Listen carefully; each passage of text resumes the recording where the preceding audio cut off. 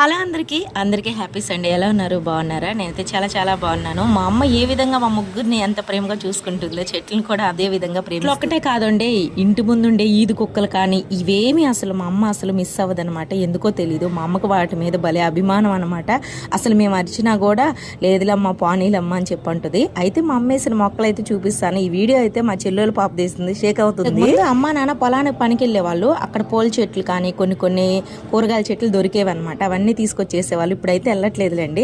అయితే కనకంబరాలు ఇంకా అయితే గులాబీ కాసిందనమాట. నిజంగా చెప్తున్నా, ఎంత ఫ్రెష్ గా ఉన్నాయంటే చాలా ఫ్రెష్ గా ఉన్నాయి. ఇవి మా ముగ్గురికి ఇస్తుందా అంటే మా ముగ్గురికి ఇవ్వదనమాట. మా చెల్లెళ్ళు పాపే పెట్టుకోవాలంట. దానికైతే రోజుకి ఒక పువ్వు వస్తుంది అనమాట.